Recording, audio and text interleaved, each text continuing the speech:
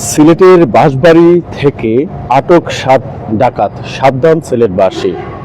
সুপ্রিয় দর্শক মন্ডলী, এই মুহূর্তে লাইভে যারা যুক্ত রয়েছেন আমাদের সাথে, আমরা একটি গুরুত্বপূর্ণ আপডেট নিয়ে হাজির হয়েছি। ডাকাত আতঙ্ক সিলেটে। হ্যাঁ দর্শক, আমরা এমন একটি তথ্য আপনাদেরকে আজকে জানানোর চেষ্টা করব যে ডাকাতির কাণ্ডটি ঘটেছে সিলেট মহানগরীর এয়ারপোর্ট থানার পুলিশের অভিযানে ডাকাতির প্রস্তুতিকালে দেশীয় অস্ত্র সহ ডাকাত দলের 7 সদস্যকে আটক করা হয়েছে। এ সময় তাদের কাছ থেকে বিপুল পরিমাণ দেশীয় অস্ত্র উদ্ধার করা হয়। কে কোথায় থেকে যুক্ত আছেন অবশ্যই কমেন্ট করবেন। কমেন্টের পাশাপাশি আমাদের লাইভটুকু শেয়ার করে অন্যদেরকে দেখার সুযোগ করে দিবেন। আমরা এই লাইভের মধ্য দিয়ে গুরুত্বপূর্ণ একটি তথ্য আপনাদেরকে জানিয়ে দেওয়ার চেষ্টা করব। সর্বশেষ এই তথ্যটুকু আজ রাত 11:13 প্রকাশিত হয়েছে। যে ডাকাতি কাণ্ডটি ঘটেছে সিলেটেই শনিবার 20 ডিসেম্বর দিবাগত আনুমানিক রাত 2:30টার দিকে পৃথক অভিযান চালিয়ে তাদের আটক করা হয়। পুলিশ জানায়, শনিবার 20 ডিসেম্বর দিবাগত রাত আনুমানিক 2:30টার দিকে আম্বরখানা ফাঁড়ি পুলিশ এয়ারপোর্ট থানাধীন চৌকি দেখি বাঁশবাড়ী গলিস্থ বাসানো রংধনু 206/A অভিযান পরিচালনা করেন। এ সময় ডাকাতির প্রস্তুতিকালে 2টি চাইনিজ কুড়াল, 6টি রামদা, 3টি বড় আকারের ছুরি, 6টি লোহার পাইপ ও 1টি কাঠের রোল সহ ডাকাত দলের 6 জন সদস্যকে আটক করা হয়। পরবর্তীকালে আটকদের দেওয়া তথ্য ও তথ্য প্রযুক্তির সহায়তায় একই দিন রাত আনুমানিক 4:30টার দিকে এয়ারপোর্ট থানাধীন খাসদবির এলাকা থেকে ডাকাত দলের মূল হোতা ইশতিয়াক রহমান রাজু বয়স 32 কে গ্রেপ্তার করা হয়। আটককৃতরা হলেন সিলেট গোলাপগঞ্জ থানার ঢাকা দক্ষিণ এলাকার মৃত আব্দুর রহমানের ছেলে ইশতিয়াক রহমান রাজু বয়স 32, সিলেট জেলার গোলাপগঞ্জ থানার রায়নগর এলাকার মৃত আবুল হোসেনের ছেলে বাবর আহমেদ বয়স 35,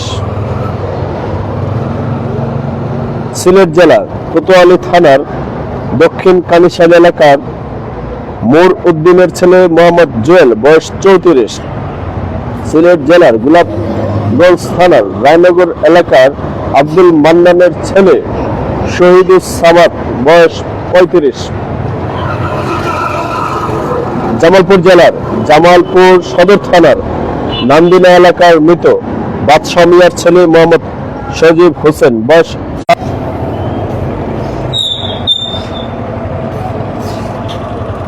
শরীয়তপুর জেলার শরীয়তপুর সদর থানা নয়রা শালদা এলাকার মৃত শামসুল হকের ছেলে রায়হান আহমেদ বয়স 39 ও গাজীপুর জেলার জয়দেবপুর থানার হায়দারাবাদ এলাকার মৃত সেলিমের ছেলে তানভীর আহমদ বয়স 28।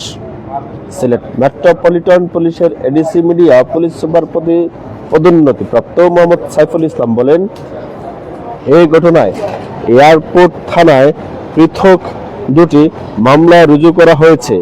মামলা নং 14 তারিখ 21/12/2025 খ্রিস্টাব্দ ধারা 399/402 পেনাল কোড 1860 এবং মামলা নং 15 তারিখ 21/12/2025 খ্রিস্টাব্দ ধারা 19(1)/20 দ্য আর্মস অ্যাক্ট 1878 গ্রেপ্তারকৃত আসামিদের বিজ্ঞ আদালতে সুপর্দ করা হয়েছে।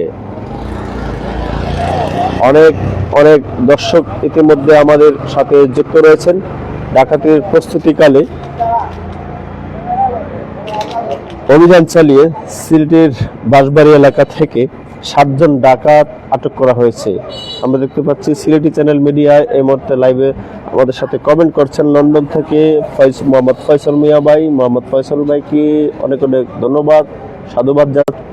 এবং বলা যায় সিলেটি চ্যানেল মিডিয়ার কর্ণধার হিসেবে, মুখপাত্র হিসেবে দিন রাত যেমন কাজ করে যাচ্ছেন, প্রবাসী থেকেও অতি শ্রম দিয়ে যাচ্ছেন নিজের পরিবার সবকিছুর জন্য, পাশাপাশি সিলেটের মানুষের সর্বশেষ আপডেট, সর্বশেষ তথ্যচিত্র দেশ প্রবাসের সকলের কাছে পৌঁছে দিতে তিনি এক আয়নার বাতিঘর হিসেবে কিন্তু যুক্ত রয়েছেন। ওনাকে ধন্যবাদ জানাচ্ছি। ওয়ালাইকুম আসসালাম রাজু আহমেদ ভাই, কেমন আছেন? তারপর অনেক সেন ভাইকে ধন্যবাদ জানাচ্ছি আমাদের সাথে যুক্ত থাকার জন্য। আসলে রাতের বেলাতে যে অভিযান হয়েছে গত রাতে, সেই অভিযানের তথ্যটুকু প্রায় কিছুক্ষণ পূর্বে প্রকাশিত হয়। যে তথ্যটুকু বাবার সাথে সাথে কিন্তু আমরা চেষ্টা করছি লাইভের মাধ্যমে আপনাদের কাছে পৌঁছে দেওয়ার জন্য। দেশ প্রবাস থেকে যারা আমাদের সাথে যুক্ত আছেন, আপনাদের সবারকেই জানাচ্ছি অনেক অনেক ধন্যবাদ। আবারও আপনাদের উদ্দেশ্যে এই তথ্যটুকু জানিয়ে দেওয়ার চেষ্টা করছি। কে কোথা থেকে যুক্ত আছেন অবশ্যই কমেন্ট বক্সে আমাদের লাইভটিকে শেয়ার করে অন্যদেরকে দেখার সুযোগ করে দিবেন।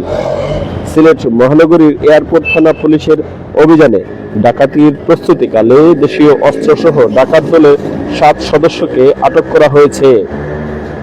এই সময় তাদের কাছ থেকে বিপুল পরিমাণ দেশীয় অস্ত্র উদ্ধার করা হয়। শনিবার 20 ডিসেম্বর দিবাগত রাত আনুমানিক 2:30টার দিকে পৃথক অভিযান চালিয়ে তাদের আটক করা হয়। পুলিশ জানায়, শনিবার 20 ডিসেম্বর রাত আনুমানিক 2:30টার দিকে আম্বরখানা ফাঁড়ি পুলিশ এয়ারপোর্ট থানাধীন চৌকি দেখি বাঁশবাড়ি গলিস্থ বাসানং রংধনু 200/6 এই অভিযান পরিচালনা করেন। এ সময় ডাকাতির প্রস্তুতিকালে 2টি চাইনিজ কোরাল, 6টি রামদা, 3টি বড় আকারের ছুরি, 6টি লোহার পাইপ ও 1টি কাঠের রোল সহ ডাকাত দলের 6 জন সদস্যকে আটক করা হয়। সিলেটবাসী, প্রিয় সিলেটবাসী যারা আছেন, অবশ্যই আপনারা অবলম্বন করবেন, যে কোনো প্রয়োজনে কিন্তু পুলিশ প্রশাসনের সহযোগিতা নেবার চেষ্টা করবেন। পুলিশ কমিশনার জানিয়েছেন যে সবসময় এসএমপি পুলিশ সিলেট মহানগর বাসিন্দাদের নিরাপত্তা দিতে সবসময় সজাগ আছে, যিনি অ্যাপ আছে। এছাড়া আপনার 999-এ যে কোনো মুহূর্তে কল দেবেন, পুলিশ আপনাদের সেবায় আপনাদের দোরগোড়ায় পৌঁছে যাবে। আমরা সেই তথ্যটুকু কিন্তু জানানোর চেষ্টা করছিলাম যে ডাকাতির সময় যাদেরকে আটক করা হয়েছে।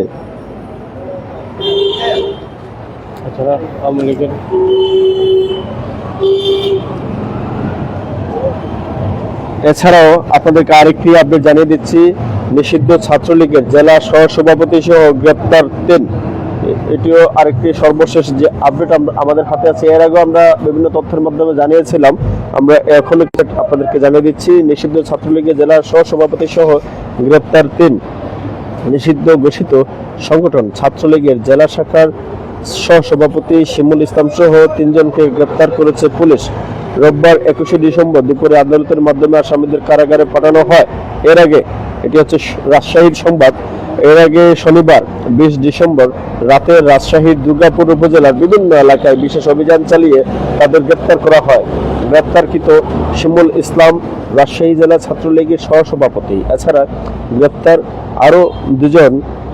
গ্রেপ্তারকৃতদের মধ্যে আরো 2 জন হলেন উপজেলার পানাননগর ইউনিয়নের 2 নং ওয়ার্ড আওয়ামী লীগের সভাপতি লোকমান আলী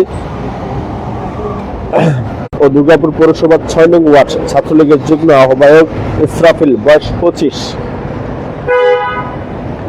পুলিশ জানায়, ছাত্র জনতার গণ অভ্যুত্থানের আগের দিন অর্থাৎ 4 আগস্ট রাজশাহীর দুর্গাপুর উপজেলা মেডিকেল মোড়ে 150 থেকে 200 জন আওয়ামী লীগের নেতাকর্মী একত্রিত হয়ে আগ্নেয়াস্ত্র ও দেশীয় অস্ত্রে সজ্জিত হয়ে প্রকাশ্যে দিবালোকে বোমা বিস্ফোরণ ঘটিয়ে এলাকায় ত্রাস সৃষ্টি করে। তারা বৈষম্য বিরোধী ছাত্র আন্দোলনের সহযোগিতাকারীদের হত্যার উদ্দেশ্যে ব্যাপক নাশকতা চালায়। এই ঘটনায় উপজেলার জয়কৃষ্ণপুর গ্রামের সাদাত হোসেন বাদী হয়ে 3রা সেপ্টেম্বর থানায় মামলা দায়ের করেন। দুর্গাপুর থানার officer in charge OC Shafiqul Islam জানান, দুর্গাপুর উপজেলায় যে কোনো অপ্রীতিকর ঘটনা রোধ এবং আইন শৃঙ্খলা পরিস্থিতি স্বাভাবিক রাখতে ডেভিল হান্ট ফেজ 2 এর বিশেষ অভিযান চলমান রয়েছে। বিশেষ অভিযান কার্যক্রম নিষিদ্ধ আওয়ামী লীগের একজন সাংগঠনিক ছাত্রলীগের দুজনকে গ্রেপ্তার করা হয়। এছাড়াও কিন্তু সিলেটেও কিন্তু বিভিন্ন নেতাকর্মীদেরকে কিন্তু আটক করা হয়েছে এবং সিলেট বিভাগের মধ্যে সবচেয়ে বেশি আটক করা হয়েছে মৌলভীবাজার জেলার।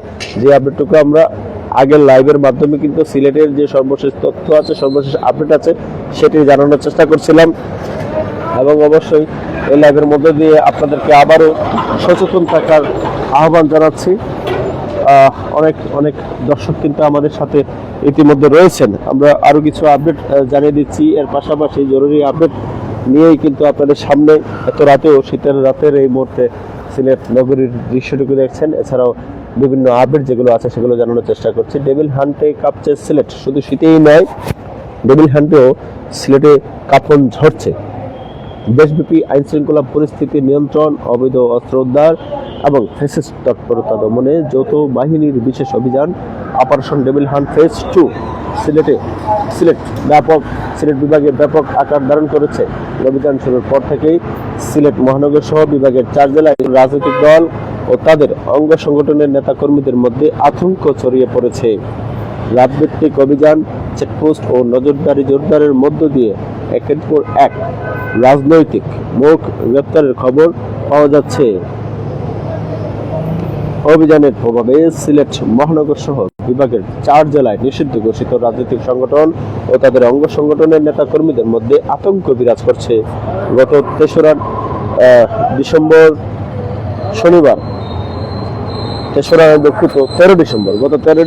শনিবার সন্ধ্যা থেকে শুরু হওয়া এই অভিযানে 9 দিনে 21 ডিসেম্বর পর্যন্ত সিলেট বিভাগে পরিচালিত অভিযানে মোট 78 জনকে গ্রেপ্তার করেছে আইন শৃঙ্খলা বাহিনী। গ্রেপ্তারকৃতদের আদালতের মাধ্যমে কারাগারে পাঠানো হয়েছে বলে জানিয়েছে পুলিশ।